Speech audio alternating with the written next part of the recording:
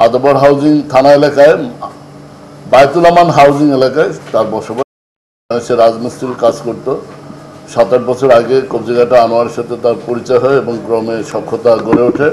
এরপরে তার মাদক ব্যবসায় তার হাতে খড়ি। মাদক ব্যবসাকে কেন্দ্র করে সে পরবর্তীতে ছিনতাই, জমি দখল এবং অন্যান্য অপরাধে জড়িয়ে পড়ে। আপনারা জানেন গত ফেব্রুয়ারিতে আমরা এই অত্র এলাকার শীর্ষ সন্ত্রাসী কবজিঘাটা আনোয়ারকে গ্রেপ্তার করি। এই আনোয়ার গ্রেপ্তারের পরে এই আনোয়ারের শূন্য স্থান দখল করার জন্য এই আয়শা নিজের নামে আয়শা গ্রুপ নামে একটি সন্ত্রাসী বাহিনী সে নিজে গঠন করে এবং এই সন্ত্রাসী বাহিনীতে রয়েছে এই ইউসুফ, বেলসা মনির, টাকলা রিপন এবং ইউসুফ শাহিন। এই পাঁচজনকে নিয়ে সে একটা গ্রুপ গঠন করে এবং এই গ্রুপ এই অত্র আদাবর হাউজিং এলাকায় মাদক ব্যবসা, চাঁদাবাজি, জমি দখল এইসব অপকর্ম করে আসছে।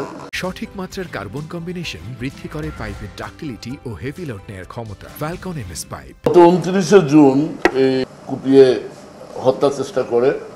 এই 29শে জুন এই ঘটনার পরে 30 জুন আদাবর থানায় মামলা হয় এবং এভাবে আয়শা গ্রুপ তাদের উপস্থিতি জানান দেয়। তাদের যে মাদক ব্যবসার সাম্রাজ্য বা তাদের দখল, চাঁদাবাজির যে তাদের আয়শা বাহিনী, এই বাহিনীর উপস্থিতি তারা জনসমক্ষে এভাবে জানান দেয়।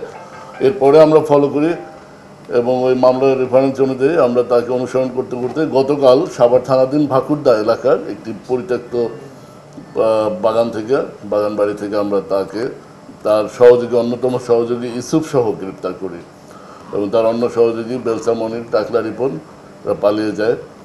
তো যেটা বলছিলাম, এর বিরুদ্ধে বিভিন্ন আদাবর, মোহাম্মদপুর এবং পার্শ্ববর্তী থানাসমূহে 8টি মামলা আছে। এর মধ্যে হত্যা চেষ্টা মামলা, ডাকাতির চেষ্টা, ছিনতাই এবং চাঁদাবাজির মামলা রয়েছে।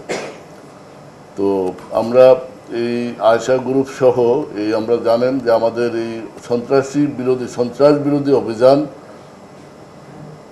কিশোর গ্যাং বিরোধী অভিযান এবং মাদক বিরোধী অভিযান আমাদের অব্যাহত থাকবে। আপনারা জানেন আমরা এই জেনেভা ক্যাম্পের ওই যে চুয়া সেলিম, চোরা সেলিম, বুনিয়া সোহেল এদেরকে আমরা আইনের আওতায় নিয়ে এসেছি এবং এই জেনেভা ক্যাম্প আমি বারবার বলি যে একসময় মাদকের স্বর্গরাজ্য ছিল, আমরা নিয়ন্ত্রণ করতে পেরেছি। এখনও কিছু আছে, এটাও আমাদের নজরদারিতে রয়েছে। আর এই মোহাম্মদপুরে একসময় এই কিশোর গ্যাংয়ের যে দৌরাত্ম্য আপনারা দেখেছেন, এই যেভাবে দিনে দুপুরে প্রকাশ্যে যখন কোপায়, মানুষকে এই কুপিয়ে নৃশংসভাবে হত্যা চেষ্টা চালায়, এটা মানুষের মধ্যে সমাজে একটা আতঙ্ক জনমনে তৈরি করে।